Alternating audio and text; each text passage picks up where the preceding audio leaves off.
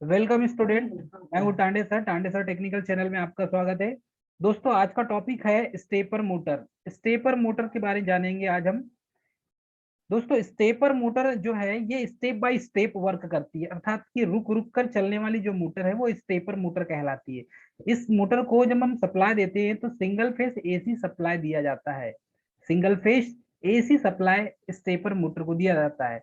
Basically जो stepper motor है वो स्टेप बाय स्टेप मतलब कि रुक रुक कर चलने वाली मोटर होती है, और यह कांस्टेंट स्पीड पर ही रोटेट करती है। इसकी स्पीड को हम बढ़ाएंगे नहीं और घटाएंगे भी नहीं। यह अपने निर्धारित समय पर ऑन हो जाएगी और निर्धारित समय पर भी ऑफ हो जाएगी। तो इसे इलेक्ट्रॉनिक डिवाइस में यूज किया जाता है सबसे ज्यादा। सबसे ज्यादा इसका जो सिस्टम देखेंगे तो यह है कंप्यूटर प्रिंटर में। स्टेपर मोटर का सबसे ज्यादा यूज किया जाता है इलेक्ट्रॉनिक गैजेट के रूप में कंप्यूटर के प्रिंटर में। जो प्रिंटिंग मशीन होती है, प्रिंटिंग मशीन में हम स्टेपर मोटर का यूज करते हैं। बेसिकली जब हम फोटोकॉपी मशीन का यूज करते हैं दोस्तों, तो फोटोकॉपी मशीन में जब एक फ्लश लाइट एक सिरे से दूसरे सिरे की ओर चलती है, मतलब जो प्रकाश है इस सिरे से होती हुए इस सिरे तक जाएगी और उसके बाद फिर वो रिटर्न आती है। तो यहाँ पर एक आपको चमकता हुआ प्रकाश देखने मिलेगा फोटोकॉपी मशीन में।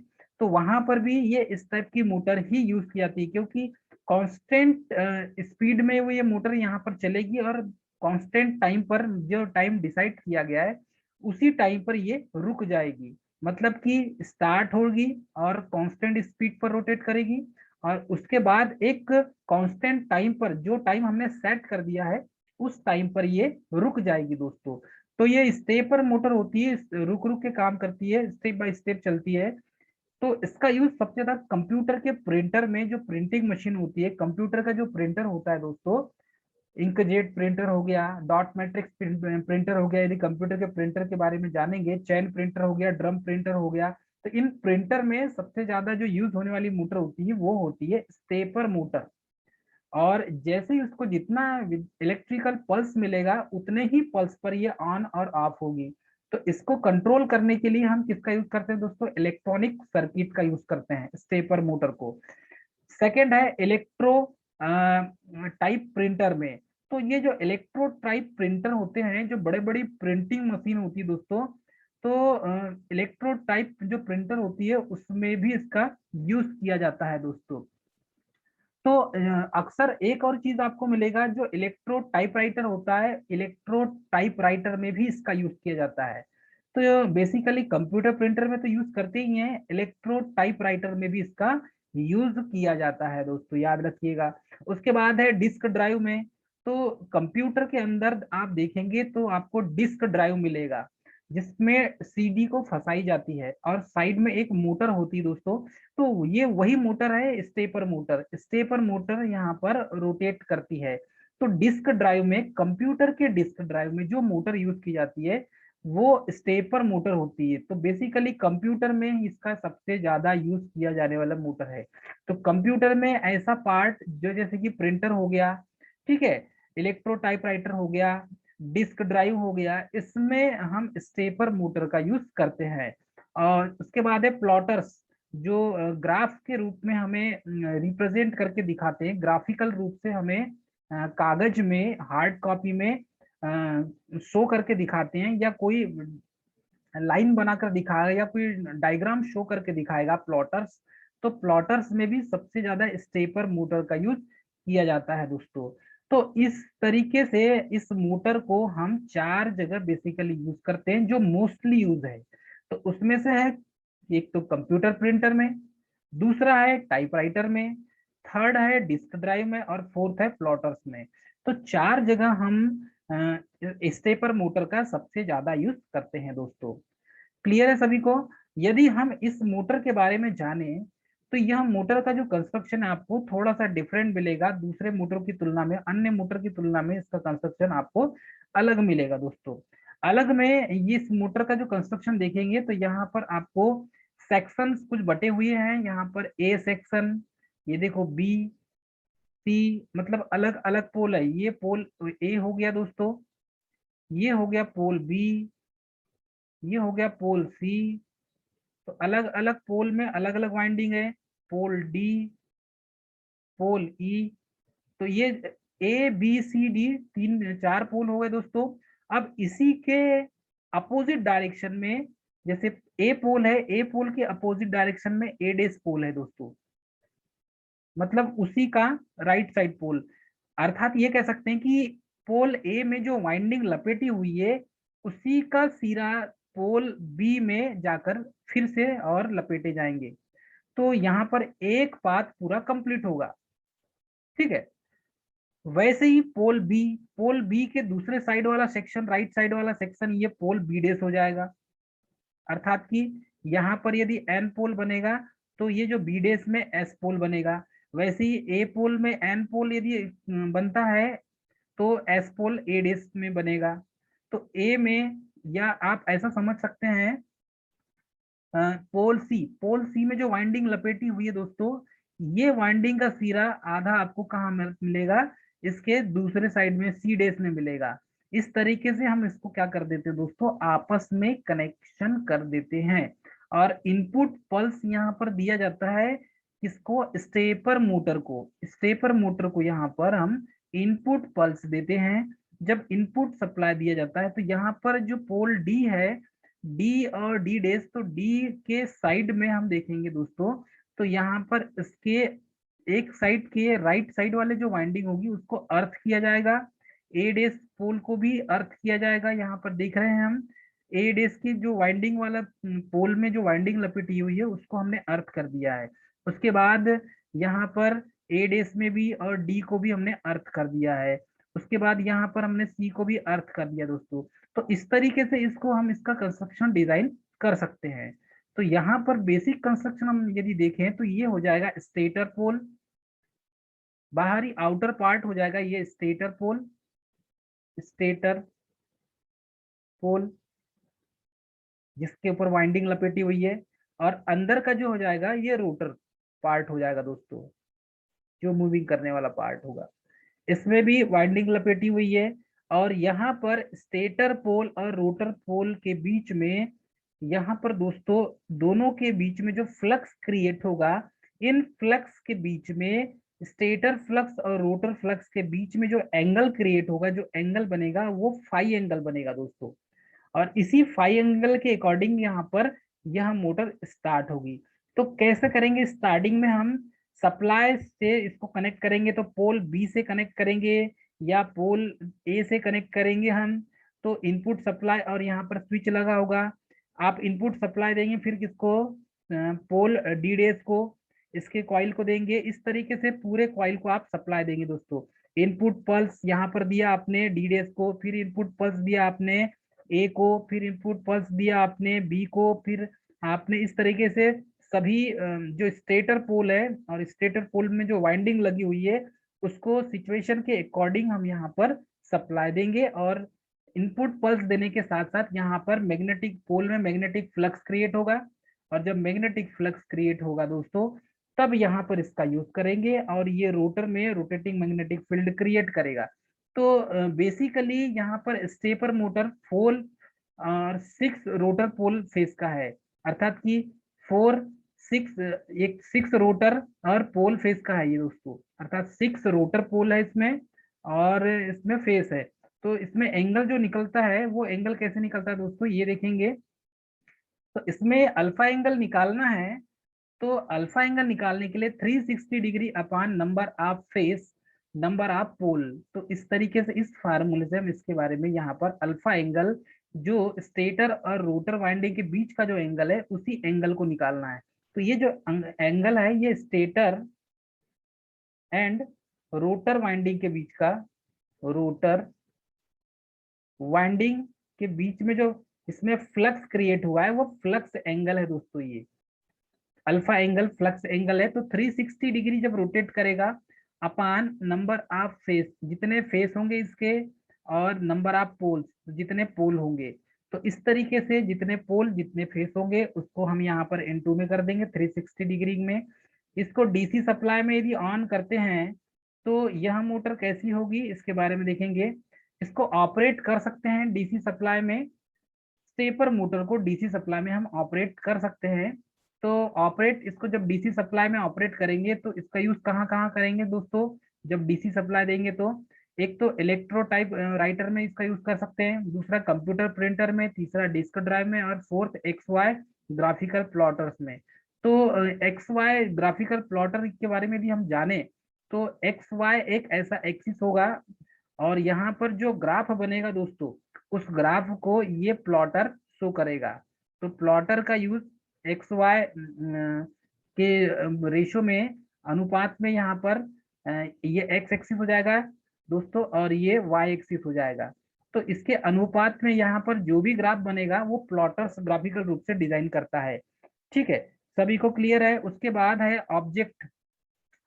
इसका ऑब्जेक्ट जो होता है वो प्रिसाइज होता है और पोजिशनिंग होती है, मतलब कि उसको स्थिर रखा जाता है, तो ऐसी सिचुएशन में रखते हैं हम। और इनपुट सप्लाई हम इसको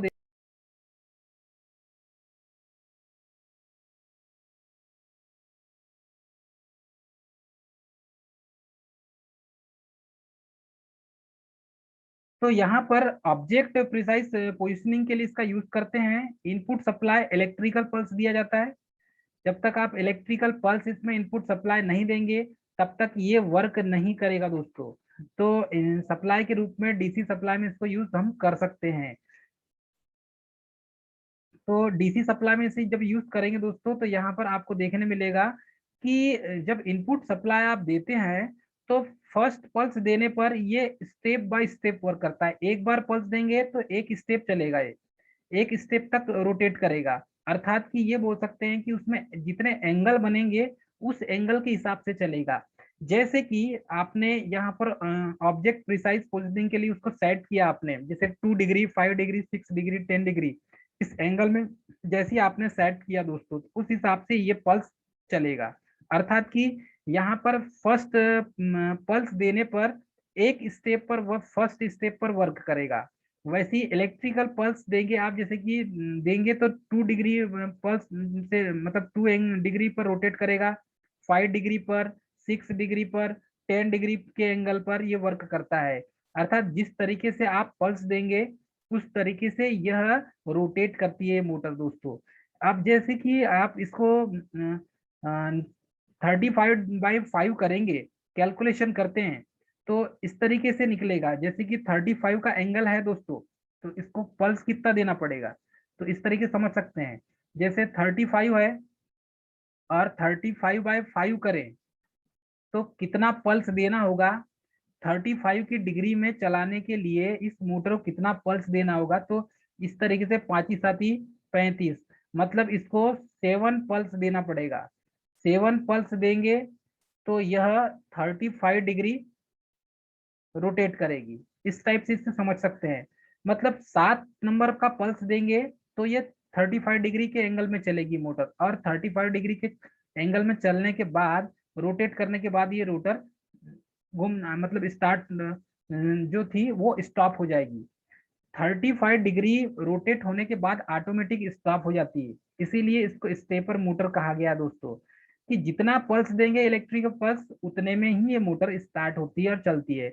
अर्थात जैसे कि आपने एक पल्स दिया इसे तो ये स्टेप बाय स्टेप वर्क करेगा, उतने ही स्टेप में चलेगा। एक पल्स देने पर उसका जितना एंगल बनेगा, अब जैसे कि ये 35 डिग्री है दोस्तों, 35 का एंगल है, इसमें 1 पल्स देंगे आप तो एक पल्स देंगे। अब जैसे कि 5 वाला है स्टेप तो ये 5 देंगे इसमें, तो ये 7 पल्स देना होगा। ठीक है, वैसे ही यदि आप इसको 35 या 4 से डिवाइड करेंगे तो ये कैलकुलेशन नहीं होगा इसका। तो इसमें स्टेप बाय स्टेप जो वाइंडिंग होगी उस पर उतनी पल्स नहीं होगी तो वो उसको डिटेक्ट नहीं कर पाएगा। तो यहाँ पर हम उसको एग्जैक्ट जितना में सेट करके रखे हैं उतना ही पल्स देंगे दोस्तों। यहाँ पर हम उससे ज्यादा पल्स इसमें नहीं दे सकते, जितना हमने सेट करके रखा है उतना ही पल्स देंगे। अब देखिए इसका इसका जो यूज करते हैं बेसिकली, तो बेसिकली इसका जो यूज किया जाता है दोस्तों वो वहाँ जैसे कि प्लॉटर्स में है, इलेक्ट्रो टाइपराइटर में जब यहाँ पर इनका यूज करते हैं तो एक निश्चित टाइम के लिए उसको सेट किया जाता है। मतलब इसकी टाइम सेटिंग होती है, एंगल सेट होता है। इसका यूज एक तो माइक्रो कंट्रोलर और माइक्रो प्रोसेसर का यूज करते हैं इसमें, और इलेक्ट्रिकल पल्स देते हैं, उसके लिए भी इसका यूज किया जाता है दोस्तों। तो बेसिकली जो इलेक्ट्रिकल सर्किट में इसका जब यूज करते हैं, तो एक चीज हमें ये समझ में आ जाना चाहिए कि जहां पर इस इंस्ट्रूमेंट का यूज करेंगे, वहां पर हमें एक चीज को देखना होगा कि ये जो इलेक्ट्रिकल पल्स देने पर जिस एंगल पे वर्क करता है, तो ये एंगल उसके अलग अलग टाइप के रूप में होता है या फिर अलग अलग स्टेप में होता है। तो देखिए इसका डायग्राम दिखाएंगे हम आपको। डायग्राम के अनुसार चले तो हम इसको इस तरीके से समझ सकते हैं। इसमें ए बी सी डी 4 पोल है। अब 4 स्टेटर पोल दिया हुआ है और चारों स्टेटर पोल में अलग अलग एंगल क्रिएट होगा, क्योंकि सी का जो एंगल होगा वो अलग बनेगा, बी का एंगल अलग बनेगा, ए का एंगल अलग बनेगा दोस्तों। तो ये यदि इसको हम 180 डिग्री से मिलाएं, तो ए का एंगल 180 डिग्री बनेगा, बी का कुछ और बनेगा, सी का कुछ और एंगल बनेगा, डी का कुछ और एंगल बनेगा। तो ये एंगल के हिसाब से हमने इसकी वाइंडिंग कर दिया है। तो यहाँ पर इसी एंगल के हिसाब से इसको स्टेप बाय स्टेप रोटेट कराया जाता है। यदि इसको स्टेप बाय स्टेप रोटेट नहीं कराएंगे, तो ये मोटर स्टेपर मोटर नहीं होगी, स्टेप बाय स्टेप वर्क नहीं करेगी। अब यहाँ पर यदि इसका बेसिक कंस्ट्रक्शन हम देखें, तो बेसिक कंस्ट्रक्शन में हमें यही चीज देखने मिलता है कि जहां इलेक्ट्रॉनिक सर्किट लगा होता है, इलेक्ट्रॉनिक सर्किट में इसका हम ज्यादा यूज करते हैं। जैसे माइक्रो कंट्रोलर में माइक्रो प्रोसेसर का यूज करते हैं। तो माइक्रो प्रोसेसर माइक्रो कंट्रोलर में ये जो मशीनें हैं, इन मशीनों का सबसे ज्यादा यहाँ पर यूज किया जाता है।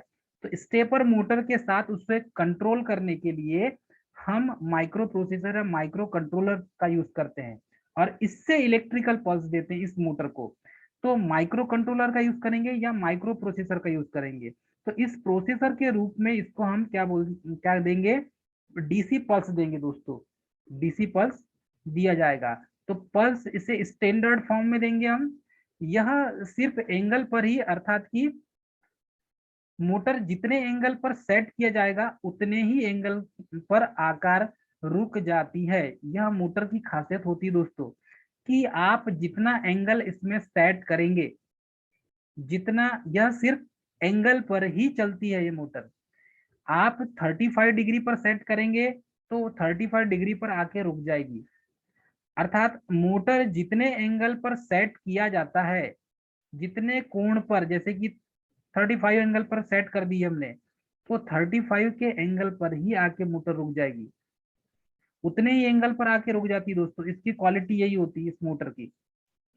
तो इस मोटर की यही क्वालिटी के कारण हम इस मोटर का यूज करते हैं, स्टेपर मोटर। और इसको एसी सप्लाई या आपको इसको डीसी सप्लाई जब देंगे, तो ये basically stepper motor DC supply पर ज्यादा चलती है।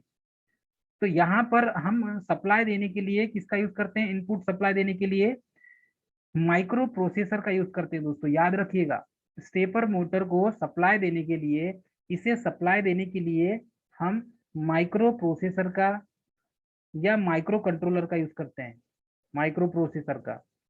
क्योंकि सप्लाई देना है तो माइक्रो प्रोसेसर अर्थात कि इलेक्ट्रॉनिक सर्किट से ही इसका हम सप्लाई देंगे। तो इसके साथ देखेंगे आप, तो इलेक्ट्रॉनिक सर्किट कनेक्ट मिलेगा आपको। जैसे कि कंप्यूटर का प्रिंटर, यदि उसे खोलकर देखेंगे आप, तो पूरे इलेक्ट्रॉनिक डिवाइस मिलेगी उसके अंदर। और इलेक्ट्रॉनिक जैसे डायोड, ट्रायोड, एससीआर, ये सब इलेक्ट्रॉनिक कंपोनेंट मिलेंगे उसमें। तो यही इलेक्ट्रॉनिक कंपोनेंट क्या करते हैं दोस्तों, इसको सप्लाई देते हैं। तो जहां पर इलेक्ट्रॉनिक कंपोनेंट्स का यूज किया जाएगा, वहीं पर आपको इलेक्ट्रिकल मोटर जो है, स्टेपर मोटर, इलेक्ट्रिकल मोटर का ही पार्ट है स्टेपर मोटर। इस स्टेपर मोटर का यूज किया जाता है दोस्तों। तो याद रखिएगा, स्टेपर मोटर एक ऐसी मोटर है जो डीसी पर ऑपरेट होती है, एसी पर भी ऑपरेट होती है दोस्तों। यह मोटर डीसी सप्लाई देने पर ही ऑपरेट होती है। और जब डीसी सप्लाई देते हैं दोस्तों इसे हम, तो डीसी सप्लाई देने पर यह यूज किया जाता है। जैसे ग्राफिकल जो प्लॉटर होते हैं, X Y plotter, disk drive, computer printer और इलेक्ट्रोटाइप राइटर, इन सभी में इस मोटर का यूज किया जाता है। तो बेसिकली एग्जाम में यही पूछ लेता है दोस्तों कि जो कंप्यूटर प्रिंटर है उसमें कौन सी मोटर का यूज किया जाता है। तो कंप्यूटर प्रिंटर में हम स्टेपर मोटर का यूज करते हैं और यह मोटर सिर्फ एंगल पर ही वर्क करती है। और एंगल निकालने का जो हमारे पास फार्मूला है वो फार्मूला इस टाइप से है दोस्तों। एंगल निकालने का फार्मूला, जैसे अल्फा एंगल हमें निकालना है तो ये अल्फा एंगल इन दोनों के बीच का है, स्टेपर और रोटर के बीच का एंगल अल्फा एंगल होता है। तो ये अल्फा एंगल निकालने के लिए इस टाइप से इस फार्मूले का यूज करते हैं दोस्तों। और फार्मूला है alpha is equal to 360 degree number of face into number of poles. तो इन दोनों को गुणा किया जाता है तो ये अपान में होंगे अल्फा एंगल के लिए number of face into number of poles.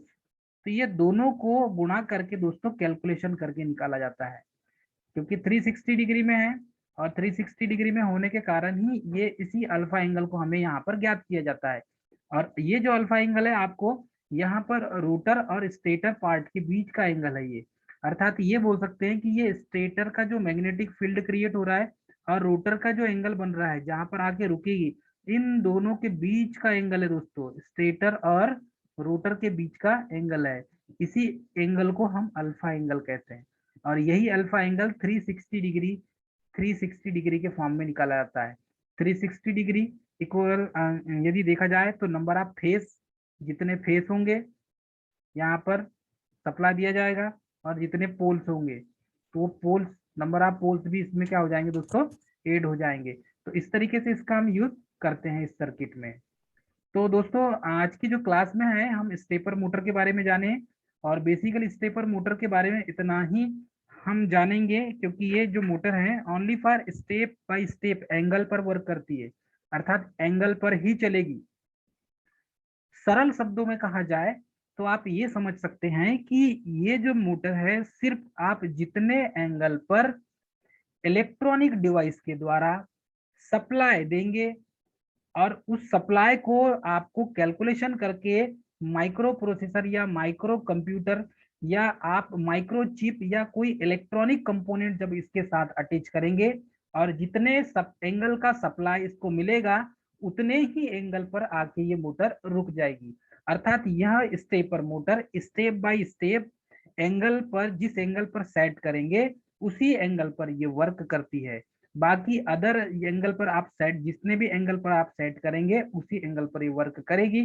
तो ये जो टर्मिनल दिख रहा है आपको, एक टर्मिनल, ये सेकेंड, ये थर्ड टर्मिनल, ये टर्मिनल दोस्तों बेसिकली ऐसे हैं कि जैसे आपको जितने एंगल पर सप्लाई देना होगा, तो जैसे समझो कि यहाँ पर इन दोनों के बीच का जो एंगल है, ये जो अल्फा एंगल है मान के चलिए ये बन रहा है 35 डिग्री। तो आपको ज्ञात हो कि 35 डिग्री का यहाँ एंगल बन रहा है, तो इसमें सप्लाई ए में भी सप्लाई नहीं दिया जाएगा, ए सप्लाई ए से कनेक्ट नहीं होगा और सप्लाई डी डे से भी कनेक्ट नहीं होगा, ये डायरेक्ट सप्लाई बी से कनेक्ट होगा, मतलब कि इससे कनेक्ट होगा वन से। अर्थात कि ये जो बी वाला है इससे सप्लाई दे रहे हैं बी पोल को, तो ये बी पोल से ये कनेक्ट होगा, तब ये इतने ही एंगल पर रोटेट करेगी दोस्तों। अर्थात अपना जो सप्लाई टर्मिनल है, इनपुट पल्स जहां से दिया जा रहा है, ये इनपुट पल्स को एंगल के हिसाब से ये चेंज करती है मोटर।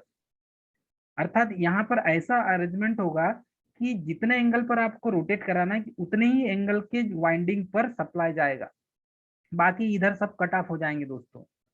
इस तरीके से ये मोटर वर्क करती है। बाकी इस मोटर का यूज जहां जहां करते हैं, कंप्यूटर प्रिंटर में, इलेक्ट्रो टाइपराइटर में, डिस्क ड्राइव में। तो ये डिस्क ड्राइव कौन सा है दोस्तों, जो कंप्यूटर के अंदर डीवीडी ड्राइव होती है, उसी डीवीडी ड्राइव को ही डिस्क ड्राइव कहा जाता है। तो यही डीवीडी ड्राइव है दोस्तों, उसमें भी यूज किया जाता है।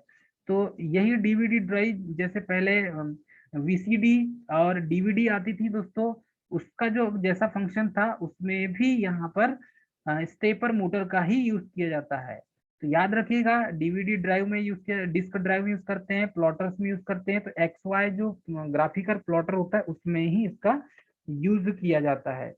बेसिकली इसका कंपैरिजन किया जाए हिस्टैरिसीस मोटर से और स्टेपर मोटर के बीच में, तो आपको यह देखने मिलेगा कि स्टेपर मोटर रुक रुक कर चलती है, यह मोटर रुक रुक कर चलती है, रुक रुक कर चलती है। और यदि आप हिस्टैरिसीस मोटर देखेंगे तो वो कंटिन्यू रन करती है। इन दोनों मोटर में यही अंतर है, हिस्टेरिसिस मोटर कंटिन्यूसली रन करती है और स्टेपर मोटर रुक रुक कर चलती है।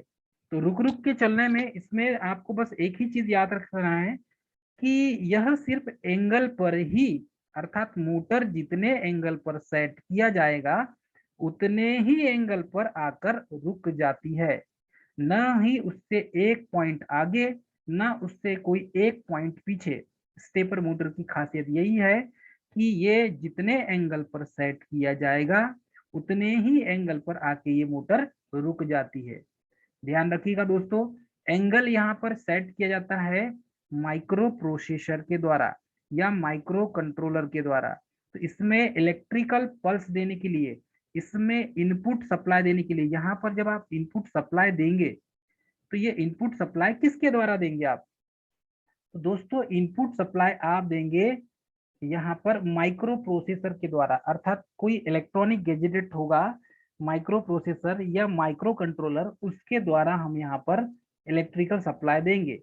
तो माइक्रो प्रोसेसर या माइक्रो कंट्रोलर का यूज किया जाता है इसमें। यही इलेक्ट्रॉनिक डिवाइस है दोस्तों। तो यही इलेक्ट्रॉनिक डिवाइस ही यहाँ पर सप्लाई दिया जाता है। और ये स्टेपर मोटर बेसिकली दोस्तों इसको डीसी सप्लाई दिया जाता है। ध्यान रखिएगा, डीसी सप्लाई पर यह मोटर ऑब्वियसली वर्क करती है। तो यदि आपको पूछ ले डीसी सप्लाई पर कौन सी मोटर वर्क करती है, तो बताना है आपको यह डीसी सप्लाई पर भी वर्क करती है स्टेपर मोटर। इसका जो सेकेंड टर्मिनल होता है उसको देखेंगे तो इस डायग्राम में अर्थ कर दिया जाता है। अर्थ अर्थात कि ग्राउंडेड कर दिया जाता है, सेकेंड टर्मिनल को ग्राउंड कर देते, तो ये बॉडी से ग्राउंड होता है और इसको ग्राउंड कर देते हैं ताकि ये जो सेकेंडरी सिरा है ये सेकेंडरी सिरा सबके साथ एक दूसरे के साथ अटैच रहे। इसे भी ग्राउंड कर देंगे यहाँ पर, इसे भी ग्राउंड कर देंगे दोस्तों यहाँ पर, इसे भी यहाँ से सप्लाई के लिए निकालेंगे, बाकी को ग्राउंड कर देते हैं। इस टाइप से इसका यूज, इसका कंस्ट्रक्शन होता है।